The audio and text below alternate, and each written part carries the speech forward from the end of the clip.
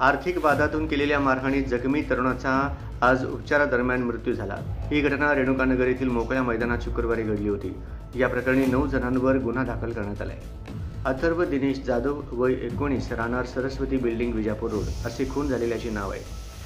प्रसाद लोंढे, बाळू काळे, सागर कदम, केदार गुमटे, मनोज सूर्यराव उर्फ भाईजी, अजिंक्य शाबादे, प्रकाश शिंदे उर्फ बुद्धा, जॉकी थोरात, विनायक जाधव व त्यांच्या इतर साथीदारांवर विजापूर नाका पोलीस ठाण्यात गुन्हा दाखल झाला आहे। शहरातील विजापूर नाका परिसरात राहणाऱ्या 19 वर्षीय तरुणाला शुक्रवारी 4 ऑक्टोबर रोजी 8 ते 10 जणांनी जबर मारहाण केली। यात तो गंभीर जखमी झाला।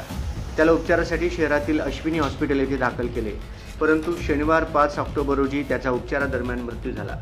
दरम्यान मिळालेल्या माहितीनुसार मृताचे वडील दिनेश प्रकाश जाधव यांच्या फिर्यादीनुसार इंडियन मॉडेल इंटरनॅशनल शाळेच्या पाठीमागे रेणुकानगर येथील मोकळ्या मैदानात व तेथेच असणाऱ्या पत्र्याच्या शेडमध्ये सोलापूर ते अश्विनी हॉस्पिटल दरम्यान अथर्व जाधव व त्याच्यासोबत असणारे प्रदीप मंगळवेडेकर, शिवकुमार तंबाखे, राहुल साठे, समर्थ माठे यांनाही 8 ते 10 जणांनी मारहाण केल्याचे फिर्यादीत नमूद आहे।